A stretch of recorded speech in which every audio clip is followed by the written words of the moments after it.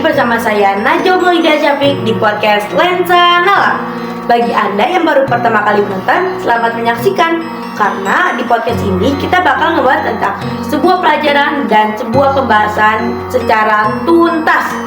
Dan yang bakal kita bahas hari ini tuh yaitu sistem kekerabatan, patrilineal dan matrilineal. Nah, ada yang tahu nggak sih narasumber kita? Kita sambut yuk. Hai. Halo semuanya, jadi saya Gina Gina sebagai narasumber di podcast kali ini. Nah, Gina, gimana nih kabarnya? Alhamdulillah baik, Najwa sendiri gimana nih?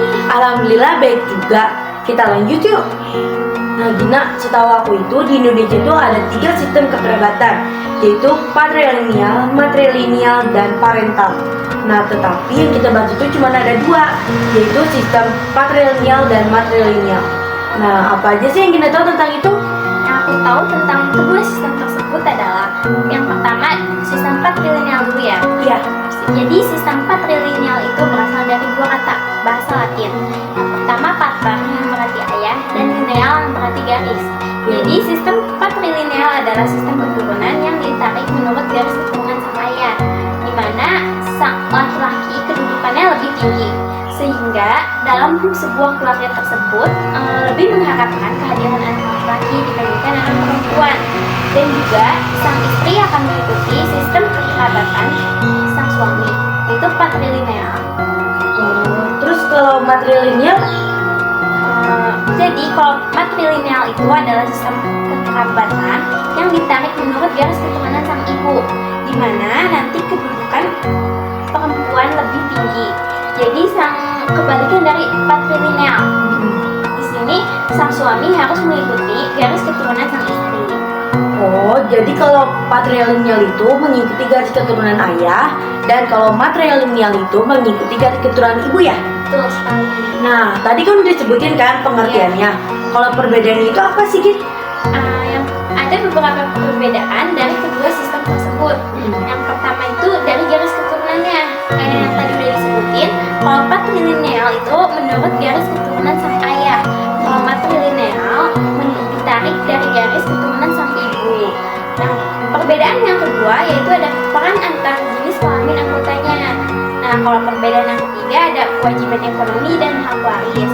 Nah, perbedaan yang terakhir itu adalah dari sistem perkawinan. Oh, jadi begitu. Tapi kan sebelum kita lanjut, kita minum dulu gak sih? Nah, haus banget tuh. Ya, ya.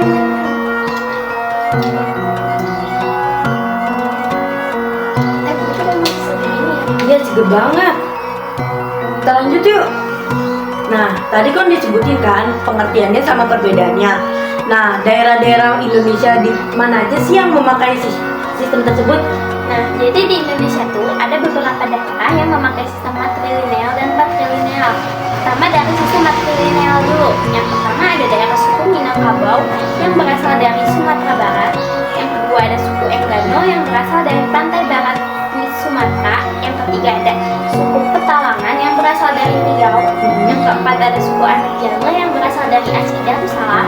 Yang kelima juga ada suku Sakai yang berasal juga dari Riau. Nah, kalau patrilinealnya itu di mana aja?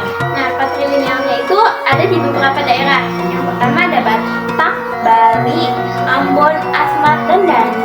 Wah, banyak banget ya ternyata daerah-daerahnya. Betul sekali. Nah, selain Indonesia pasti ada dong negara-negara lain yang memakai sistem kekerabatan tersebut. Pastinya ada dong. Salah satunya adalah yang memakai sistem kekerabatan matrilineal. Yang pertama itu ada dari suku Garo. Dia berasal dari India. Oh, jauh banget ya India. Yang kedua juga, nih jauh juga. Dia adalah suku Mosuo yang berasal dari Cina. Yang ketiga ada suku Navajo. Yang keempat ada suku Hopi. Yang kelima ada suku Iroquois. Yang keenam ada suku Ovambo. Yang ketujuh ada suku Akan. Oh. Nah, Gina, ada lagi nih pertanyaan, boleh nggak nih? Boleh dong. Nah, kalau menurut aku nih, setiap keluarga itu harus mencantumkan nama keluarganya biar tidak menghilangkan garis keturunannya. Nah, kalau menurut Gina, harus atau tidak? Sebenarnya dari kedua sistem kekerabatan tersebut pasti ada plus dan minusnya yang kita dapatkan. Tapi kalau tadi kata Najwa, di mana sebuah keluarga harus mencantumkan nama keluarga, menurut aku masih setuju. Karena menurut aku itu setiap keluarga itu memiliki kebijakan dan adat istiadatnya sendiri, dan itu tidak bisa dipaksakan oleh pihak manapun, yaitu gimana kesepakatan keluarganya dan kebiasaan dari daerahnya sendiri. Oh, jadi begitu.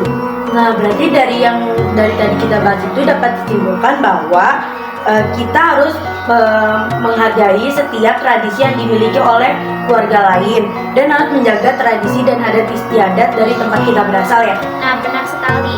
Kalau misal dari daerah misalnya Minangkabau, Najwa dari Minangkabau.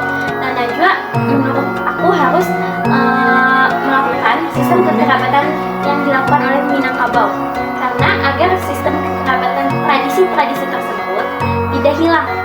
Karena kita juga harus menjaga tradisi dan budaya Indonesia. Karena kalau misalkan kita satu persatu kita tinggalkan, dari tradisi dan budaya tersebut lama-lama akan punah. Berarti penting banget ya. Penting banget. Oh iya udah. Makasih ya Gina udah datang ke podcast kali ini. Iya, sama-sama Najwa. Dan makasih juga ya yang sudah menonton. Bye bye.